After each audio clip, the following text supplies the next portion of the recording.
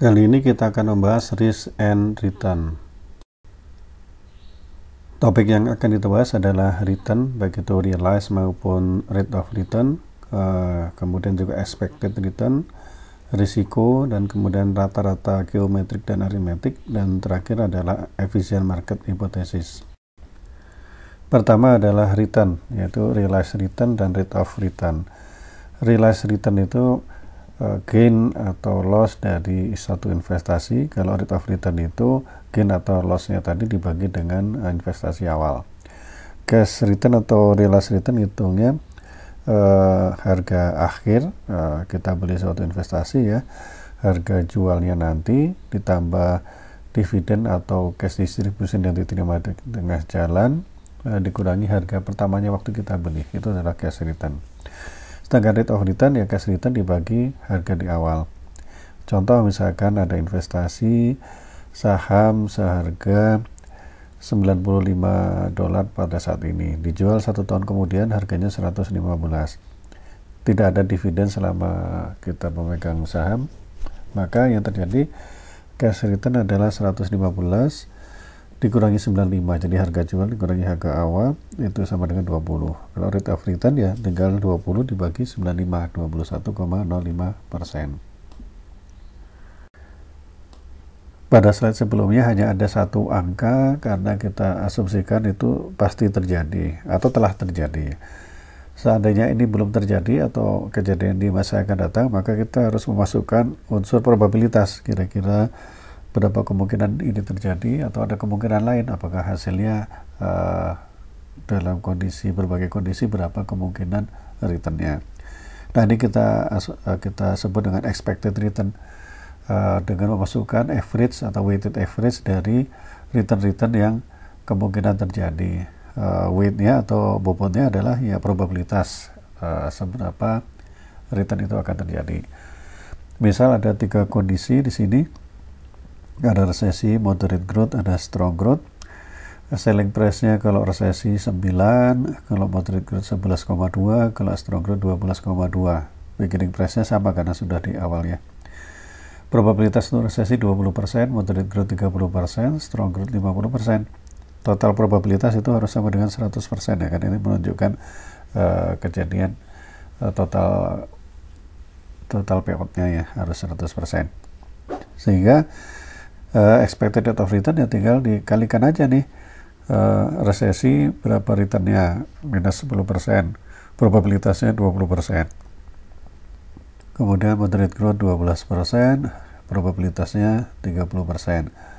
Strong growth 22%, probabilitas 0,5 atau 50%, sehingga totalnya expected rate of return 12,6%. Nah selanjutnya adalah risiko. Apa itu risiko? Yaitu variabilitas dari return yang kita peroleh tadi ya. Karena kita sudah memperoleh expected return atau return rata-rata, maka kita akan bisa menghitung variance dan standar deviasi. Yang disebut variance itu adalah kuadrat dari return dikurangi dengan return rata-rata. Nah ini ditotalkan ya, itu adalah variance. Sedangkan standar deviasi itu adalah akar dari variance. Ini bisa kita hitung, sehingga semakin besar standar deviasi atau variance-nya, artinya variabilitasnya semakin tinggi atau risikonya semakin tinggi. Jadi kita nyatakan risiko itu sebagai variabilitas dari return, bukan return yang negatif ya. Intinya risiko adalah variabilitas dari return. Nah ini adalah salah satu contoh ya, kita bandingkan antara 2 jenis investasi atau 2 jenis return. Yang satu adalah treasury bill, yang satu adalah suatu saham. Yang treasury bill itu tanpa risiko ya, jadi kemungkinan hanya 1 ya, karena sudah dijamin yaitu sebesar 5%. Nah, itu tuh pasti 5%, nggak ada lebih, nggak ada kurang, karena ini untuk dari negara ya. Kemudian yang saham itu ada kemungkinan macam-macam nih, ada kemungkinan 10%, kemungkinan 20%, 40%, 20%, dan 10% dengan return yang beda-beda. minus dari mulai minus 10 sampai 40%. Nah, ini bisa dihitung expected return dan standar deviasinya berapa. Nah, kalau digambarkan, gambarnya seperti ini nih. Jadi ada possible return, ada probability of occurrence. Ini yang disebut dengan probability distribution ya. Jadi menggambarkan kira-kira return yang terjadi ada berapa probabilitasnya ya. Jadi kita bandingkan kalau yang treasuryable cuma ada satu, yang saham ada 1, 2, 3, 4, 5 dengan berbagai nilai return ya kan ya. Possible ya minus 10, 5, 15, 25, dan 40 dengan probabilitasnya masing-masing. Nah, kalau dihitung artinya kita lihat 5% untuk treasuryable, standar deviasinya 0, common stop ini silakan dihitung, nanti hasilnya akan 15% dengan standar deviasi 12,85. Nah, ini di pasar finansial sejarah membuktikan bahwa biasanya saham-saham atau investasi yang lebih beresiko itu akan menghasilkan return yang lebih tinggi. Nah, ini artinya bukan pasti lebih tinggi ya. Yang jelas orang untuk melakukan investasi pada saham yang beresiko atau investasi yang beresiko, mereka akan meminta return yang lebih tinggi. Tapi hasilnya belum tentu returnnya akan lebih tinggi seperti yang diharapkan. Tapi kita lihat di sini dari sejarah membuktikan bahwa resiko tinggi ini misalkan di saham dari Amerika maupun di internasional itu returnnya lebih tinggi, jauh lebih tinggi dari bonds dari pemerintah atau T-bills dari pemerintah. Ini kelihatan sekali. Kita beralih ke penghitungan rata-rata ya. Ada dua rata-rata yang kita kenal. Kalau yang umum kita kenal itu adalah biasanya arithmetic average. Nah, ini adalah sekedar berapa returnnya dibagi jumlah tahunnya atau berapa return yang ada. Ada lagi yang disebut dengan geometric average. Ini bukan ditambah kemudian dibagi, tapi menggunakan pangkat ya, menggunakan kuadratik ya. Misal ini ya, ada contoh, ada saham selama 2 tahun, return tahun pertama 40%, tahun kedua 50%, minus 50%. Apa yang terjadi kalau kita pakai arithmetic average? Ya 40 dikurangi 50 sama dengan minus 10 dibagi 2, 5%. Itu adalah rata-rata arithmetic yang biasa kita kenal. Tapi kalau kita gunakan geometric average, maka hasilnya tinggal dipangkatkan dan kita hitung, maka minus 16, beda jauh sekali ya. Nah, ini gimana bedanya bisa jauh? Nah, kita tinggal lihat ini kebutuhannya, mana yang akan kita pakai.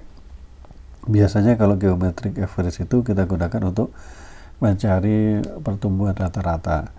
Tapi kalau arithmetic average itu biasanya kita gunakan untuk berapa sih tahun depan itu return yang dihasilkan kira-kira, nah, gitu. Sehingga ini tergantung dari kita mana yang akan lebih baik untuk digunakan.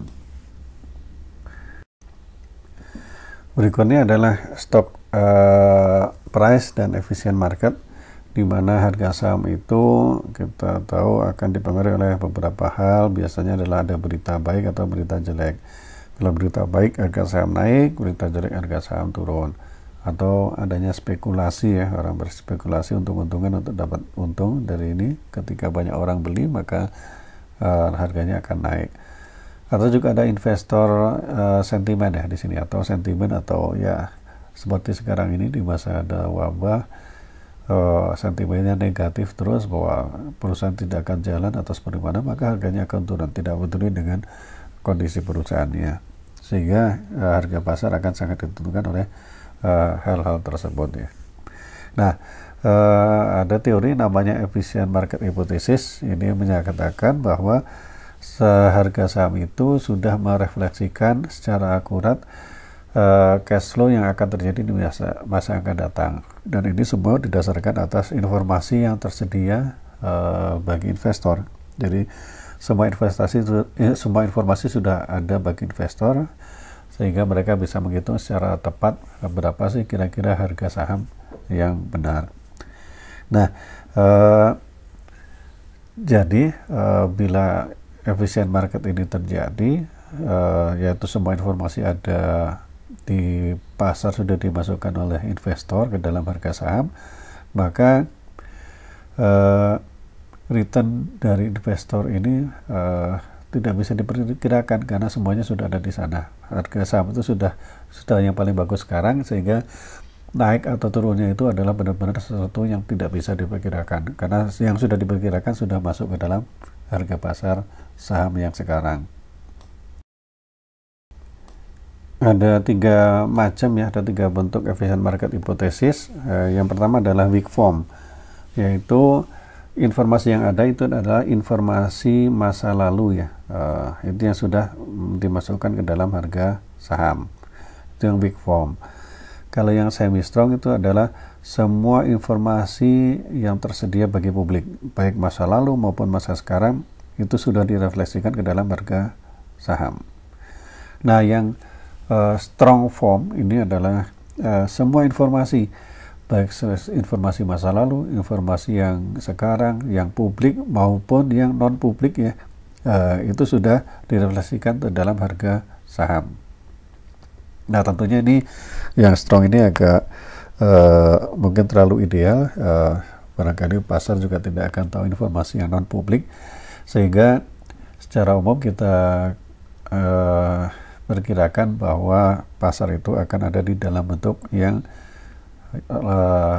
weak atau semi strong.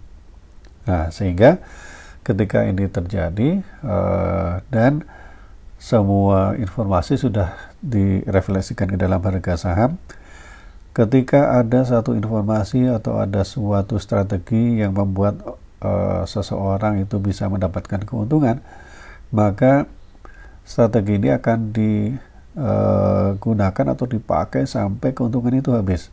Nah, ketika keuntungannya habis, maka harga saham itu sudah merefleksikan kondisi yang sebenarnya, sehingga kalau ini efisien market hypothesis ini benar, semua informasi akan sudah tercermin di dalam harga pasar saham. Tapi yang terjadi, ini pendapat dari behavioral view ya, behavior orang yang melihat dari sudut tingkah laku orang, bahwa barangkali investor ini tidak rasional ya dalam memproses informasi, karena barangkali ada yang overconfidence ya. Informasinya seperti ini tapi saya tahu informasinya sebenarnya, sehingga barangkali ketika ada informasi atau berita, investor yang overconfident ini tidak bereaksi atau bereaksi lebih sedikit ya dari yang seharusnya, karena dia sudah percaya bahwa dia punya informasi yang lebih besar, lebih banyak, sehingga kemungkinan pasar tidak akan mencerminkan harga yang sebenarnya atau mencerminkan informasi yang ada di publik. Nah, ini kita kenal dengan anomali ya. Ada beberapa anomali yang kita bisa amati di pasar modal atau pasar keuangan.